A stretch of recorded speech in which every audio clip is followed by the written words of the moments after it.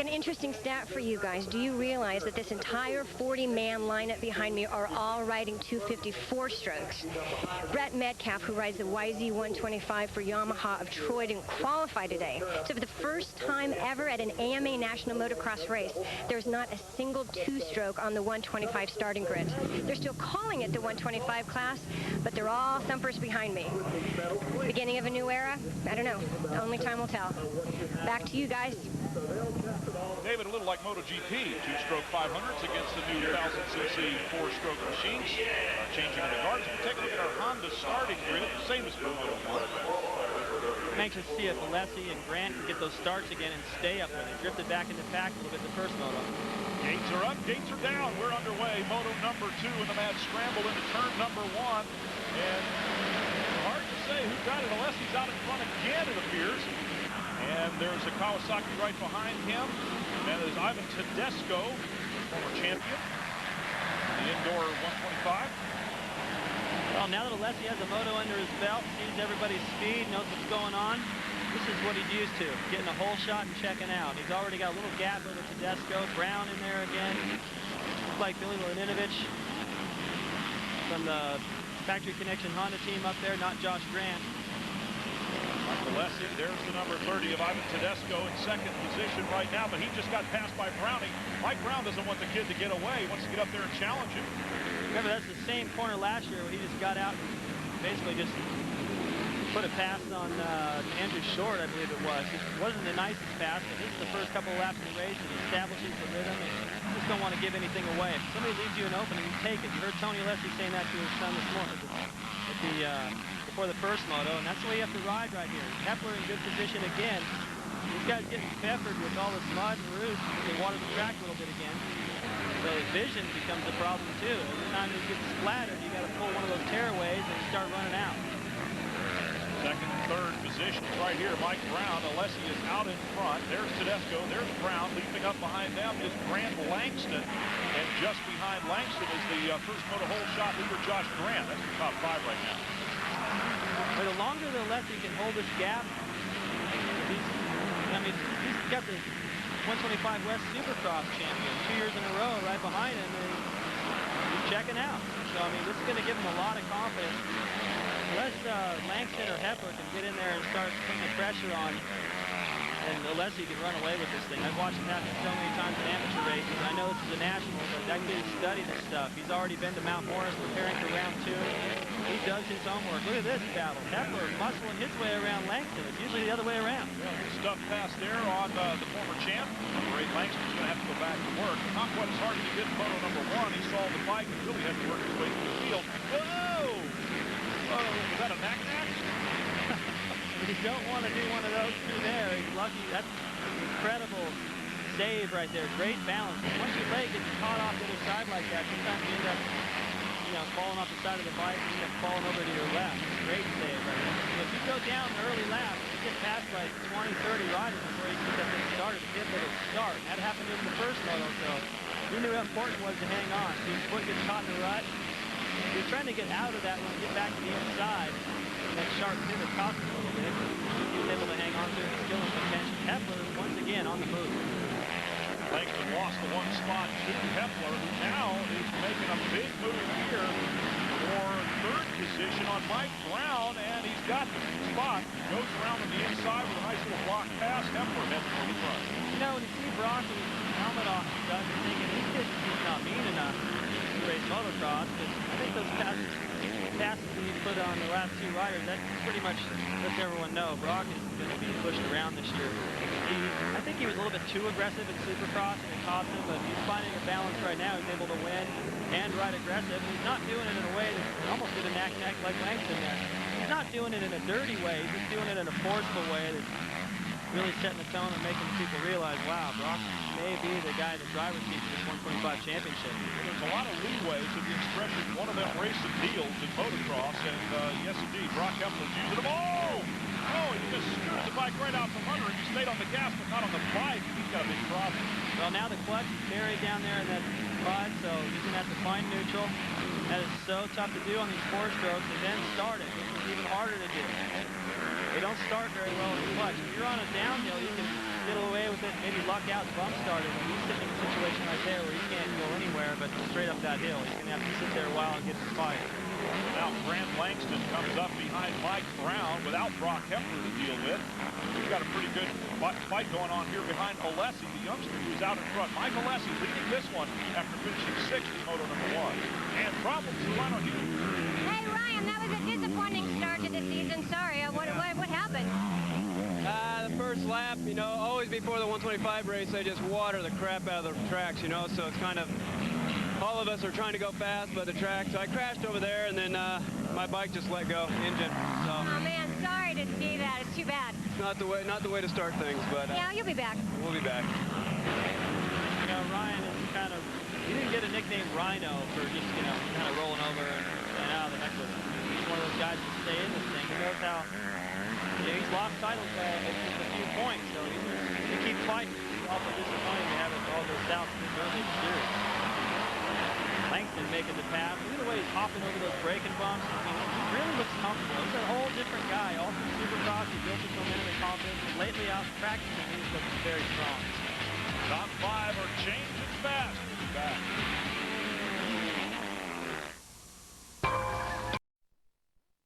Call 1-800-793-9437 for your free Montana guide. Parts Unlimited presents the 125 Motocross Championship. Things are heating up. 2 Kawasaki's going after it pretty hard here. Tedesco and Grant Langston. Tedesco really showing me something here. I mean, Langston has just been flawless in the latter half of these races today. And Tedesco is hanging in there pretty good. It's the podium spot for him so far. He's got to help his confidence outdoors and let him know that, hey, as long as he gets a decent start, he can run with these guys. He looks back at Brown. I don't always want to do that. I mean, he's pretty much telling the guy behind you, go ahead, just catch me if you want. I'm tired. And Langston looking stronger as the race goes on, and he's actually gaining on Mike Alessi, who has been the leader since getting the whole shot on the very first turn of this race. Alessi out there still looking pretty good. Oh, we got a problem here. Eric Sorby has stalled his bike, demonstrating once again how difficult it is to get one started. He's in one of the main lines right there. These guys are approaching, so the flaggers have been watching. They've been doing a pretty good job all day.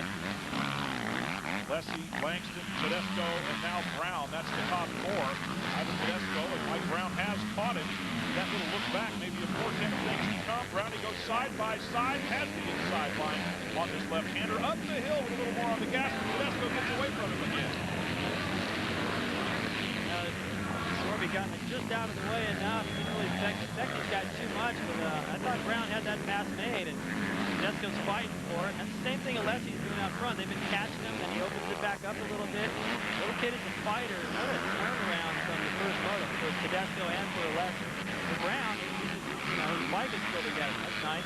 That side goes in his knee. Unlike in Moto number 1, when he lost both weeks back. Mike Brown liked that pass so much, he's going to come up and try to do it again on Ivan Tedesco.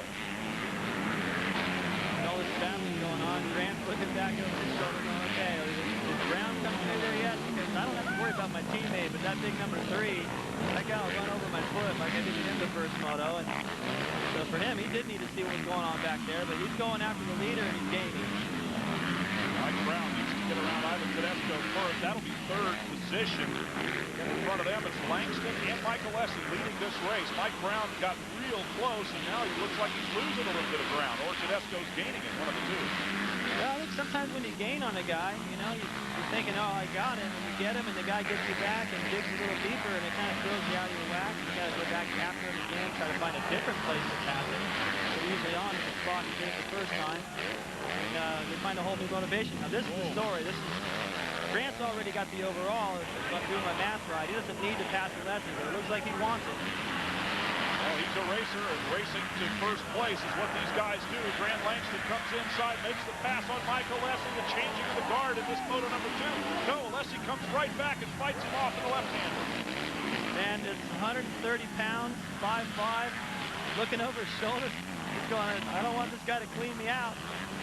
And you got to hand it to the kid. I mean, he's fighting. Langston is tough. He's got the heart of a lion, and everyone in the sport understands that. And here he is trying to get around Alessi. He thought he had it, and Alessi fought right back. So this is definitely not over, but man, what an improvement from the first moto for Mike. Spotless, clean motorcycle for Mike Alessi. He only lost the lead for just a few yards, as you saw a moment ago. He keeps looking over at Grant Langston. These two are really racing hard, side by side. Langston gets the lead again.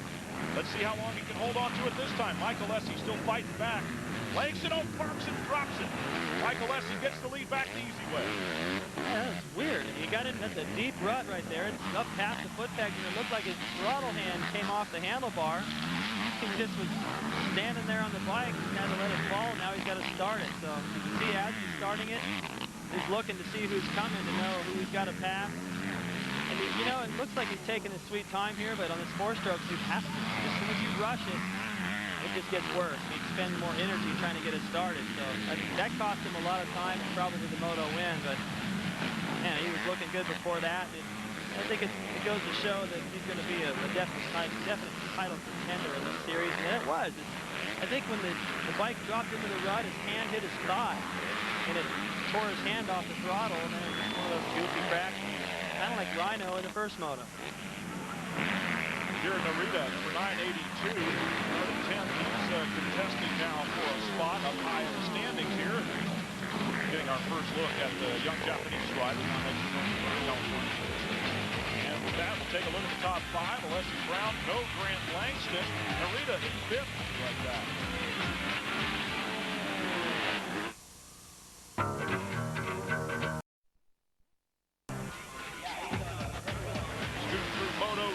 Right now, our Parts Unlimited presents the AMA Motocross Series by FMF here at Hangtown. And you're looking at Grant Langston, who crashed, went all the way back to 6th, but more importantly, David Bailey was way back.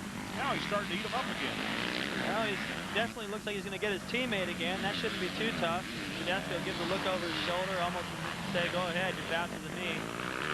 And he's still fighting for it a little bit, but he's aware of who's there. Langston positioning himself to the inside for an easy pass. And if that was somebody on another team, they wouldn't let him through quite that easily. So that's good news for Grant. He moves up another spot, but still got a lot of ground. He sat there forever to start that bike. I don't think he can catch the leader. You never know. Well, he may have put himself back in contention for the overall. There's the pass on Narita. He's definitely got a fast pace going right now, and he's probably a little bit angry. Kawasaki, Matt Walker. Yep, that's right there before the finish line. He's been fast through there all day. And here he comes, stalking Mike Brown now for another position on the racetrack. That would be the 2 spot. Mike Brown up in front of him. Mike Alessi so far in front of both of them that it's unlikely anyone will catch him. Yeah, you don't even see him in the shot. It looks like if he stays like this, I believe Brown would get the overall. So this is the race for the overall. Langston has got to ride as hard as he can. But I still don't think their pace is fast enough at the time of left to catch the rest. It's pretty strong. Grant Langston trying to chase down Mike Brown for the overall win. Alessi finished 6th in Moto number 1, even with a first place, and would not put him ahead of either of these 2 guys, if my math is right. So Mike Brown, Grant Langston now going after each other pretty hard here. Langston with an inside move. Is he going to make it? It's the top. Brownie holds him off.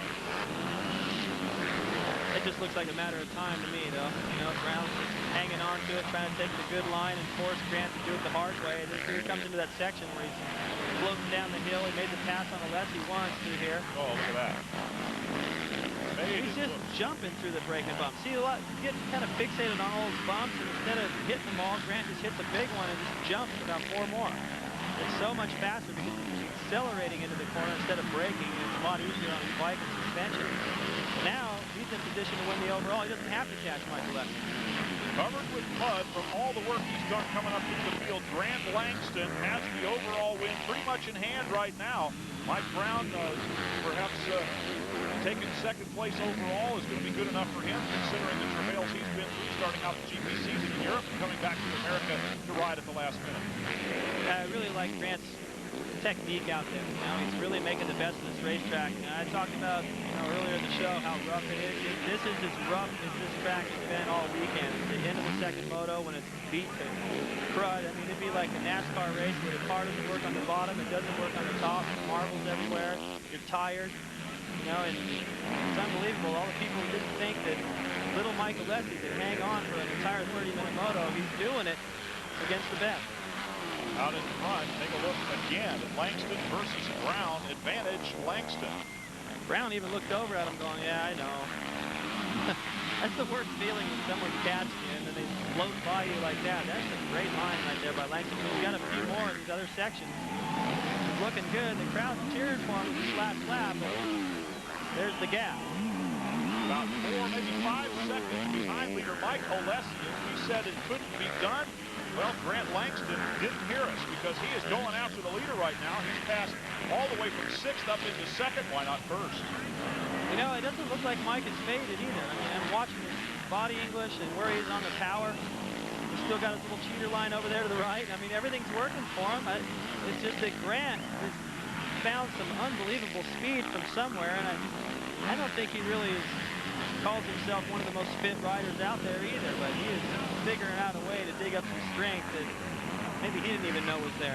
Sometimes when you get the adrenaline going, the pace is flowing, everything's good, you're catching the guy, the crowd's into it, last lap, you just find some stuff you didn't know you had. Move over flags being worked for the leaders right now. That certainly helps them. They're good to get around the track cleanly. Alessi's able to pick the rut he wants to use in that turn, because the riders in front of him have been warned that he's coming. Now, Grant Langston is just like a hunting dog out there. He's got the center in front. He's really coming after Mike Alessi. He's getting closer and closer. As we watch Alessi, Langston jumps into the picture right there, and this could happen. We could have a race in the closing few turns. The crowd senses it. Everyone's on their feet now. And it looks like he's going to come up a little short, but man, what an effort. Everyone cheering this little kid on. Half the people are impressed with the ride and the tenacity of Langston, making all that time up after he stalled the bike, and some of them are probably stoked for this young kid to win his first national moto. Plenty to cheer about right here. It's going to be close.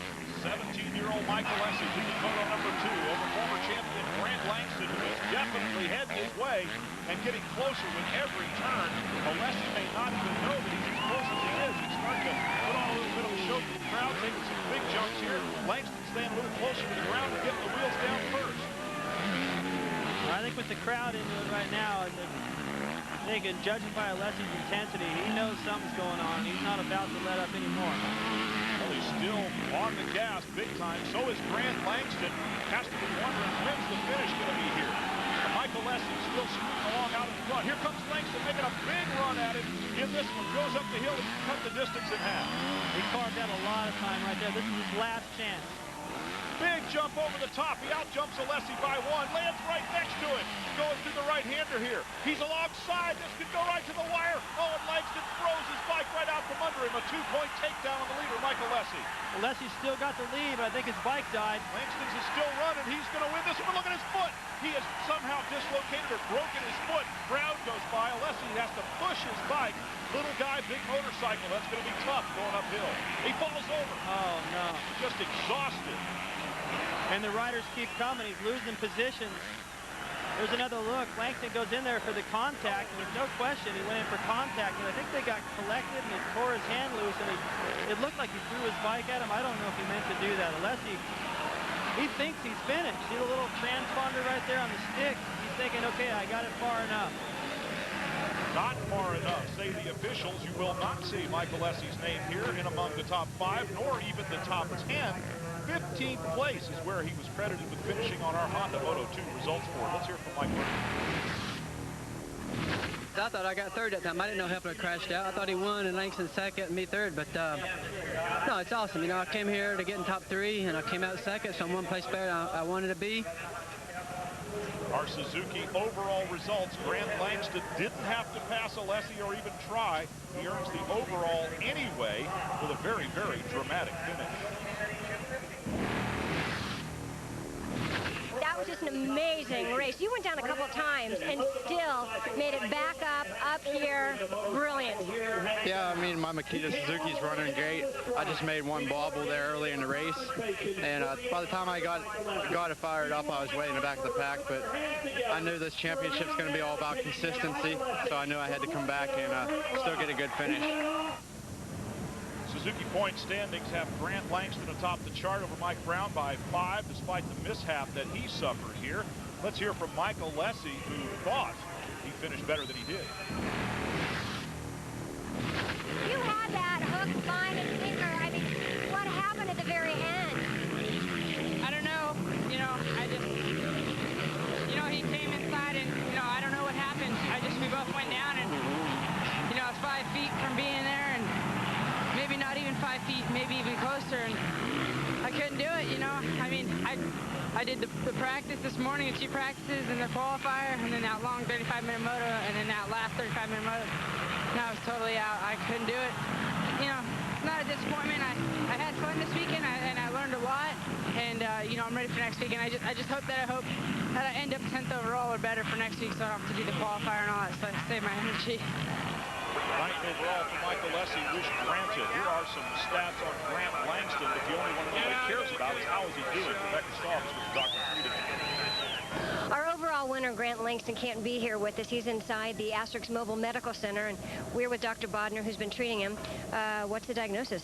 Well, right now, Grant has a pretty severely dislocated ankle. When he went down, it sounded like he twisted his foot when he fell, and so we were able to give him a little meds, stick it back in place, so we'll have to see how he does after that. And when can we expect to see him back on the track? Well, luckily it's not broken, but because of the way it was twisted, we're not sure how much ligament damage he has, so hopefully a week, but it's kind of have to see how it goes on Monday.